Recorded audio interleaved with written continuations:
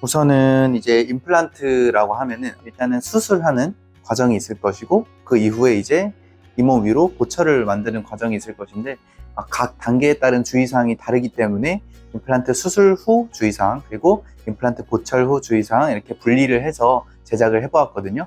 먼저 임플란트 수술 후 주의사항에 대해서 안내해 드리겠습니다. 여기 보시면 이제 우리가 수술을 하게 되면은 당연히 피가 나게 될 거잖아요. 뼈에다가 구멍을 뚫고 임플란트를 식립하는 과정이기 때문에 출혈 관리가 이제 가장 중요하다고 볼 수 있겠는데요. 수술하고 나서 피가 나는 것을 지혈을 하기 위해서 가장 기본이 되는 것이 압박지혈입니다. 퍼즐을 꽉 깨물고 2시간 동안 계시는 것이 가장 중요하다고 볼 수 있겠고요. 여기 보시면은 침과 피는 뱉지 말고 삼켜달라고 말씀드렸는데, 피랑 침을 계속 뱉다 보면은 그 지혈에 방해가 될 수 있기 때문에 이렇게 안내사항에 써드린 거고, 첫날에는 가볍게 피가 날 수 있고, 보통은 다음날까지 피가 나는 경우는 잘 없습니다만, 가끔 가다가 이제 혈압이 좀 높으시다든지 아니면은 여러 가지 심혈관계 쪽의 문제로 항혈전제나 여러 가지 이제 약물을 복용하고 계신 환자분들의 경우에는 지혈이 조금 지연되는 경우가 있기 때문에 이렇게 안내사항을 꼼꼼하게 제작을 했습니다. 하지만 출혈이 3일, 4일 이렇게 계속 지속이 되는 것은 분명히 문제가 있다는 뜻이고, 혹시 수술 후 봉합한 부분이 터졌거나 아니면 안쪽에 혈종이 발생할 우려가 있기 때문에 바로 병원으로 연락을 주시는 것이 좋겠습니다. 그리고 이제 두 번째로는 붓기와 멍인데요. 임플란트 수술을 하게 되면은 임플란트 고정체, 그것이 우리 몸 안에 들어오고, 외부의 물질이 우리 몸 안에 이제 들어오는 거기 때문에 우리 몸에서는 면역 체계가 가동이 되면서 염증 반응이 생기게 됩니다.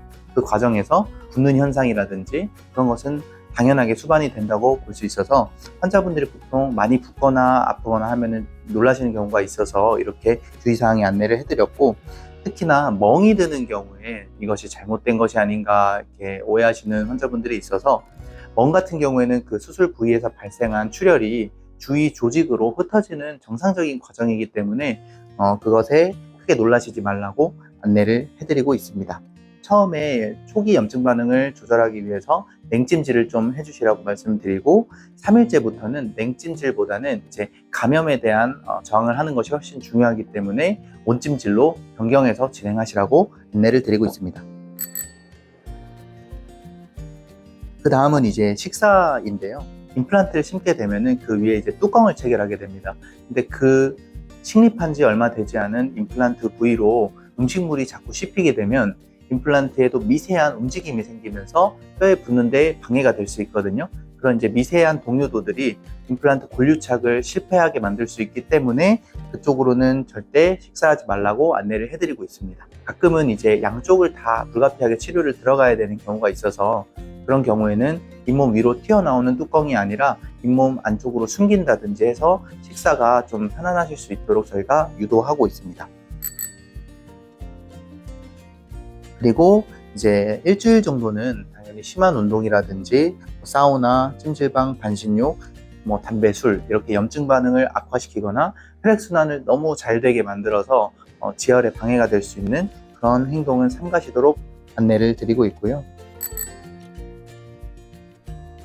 양치질 같은 경우에도 마찬가지로 우리가 칫솔질을 하면서 그 임플란트를 보호하고 있는 뚜껑을 툭툭 건드리다 보면은 분류착에 방해가 될 수 있고 뚜껑이 빠져나올 수도 있고 그런 문제가 있기 때문에, 처음에는 그 수술 부위를 양치질을 하시는 것을 삼가시라고 안내를 드립니다. 이제 한 달 정도 지나고 나면은 어느 정도 임플란트가 뼈에 붙기 때문에 양치질을 정상적으로 하셔도 된다고 안내를 해드리고 있습니다. 그리고 가장 중요한 거는, 수술했다고 해서 다른 부분은 양치질을 같이 안 하시면 안 됩니다. 다른 치아들을 정상적으로 양치질을 하셔야 되고, 수술 부위만 양치질을 피해 주시면 되겠습니다. 그리고 이제 마지막으로 앞전에서 말씀드린 그 임플란트를 보호하고 있는 뚜껑에 대해서 언급을 계속 했는데요. 그 이제 뚜껑의 이름이 힐링 어버트먼트입니다. 말 그대로 잇몸을 아물게 하는 지대주, 기둥의 역할을 한다고 볼 수 있는데, 이제 임플란트를 뼈 안에 식립을 하고 그 위에 뚜껑을 달아서 임플란트 안쪽으로 세균이라든지 음식물 잔사가 들어가지 않도록, 그리고 그 위로 잇몸이 예쁘게 아물 수 있도록 유도하는 뚜껑인데요. 그것이 이제 잇몸이 치유가 되고 아무는 과정에서 잇몸이 쪼그라들게 되겠죠. 뚜껑이 빠져나오는 경우가 있습니다. 왜냐하면 그 뚜껑을 저희가 드라이버로 이렇게 조여서 넣게 되는 거거든요. 근데 사람의 손 힘이 한계가 있기 때문에 음식물에 의해서 터치가 된다든지 혀나 이런 것에 의해서 자꾸 만져지면 그 나사가 반대로 돌아서 빠져나올 수 있습니다. 근데 이것이 빠져나왔을 때 환자분들께서는 간혹 가다가 이제 임플란트가 통째로 빠진 줄 알고 놀라셔서 치과로 찾아오시거나 전화를 주시거나 찾아오시게 돼서 저희가 이것은 뚜껑입니다라고 안내를 해드리기까지 환자분은 불안한 시간을 계속 이제 보내고 계신 거죠. 그래서 이 안내문에 힐링 어버트먼트라고 하는 내용도 같이 첨가를 해서 빠져도 큰 일이 아니니까 치과로 연락 주시고 지참해서 가지고 오시라고 이렇게 안내를 해드리고 있습니다.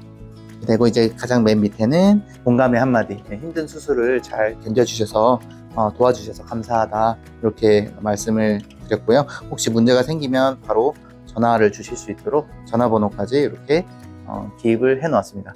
이거는 제가 맨 위에부터 맨 아래까지 내용을 직접 구성했고요. 이제 디자인이나 이런 거는 저희 이제 과장님께서 도와주셨습니다.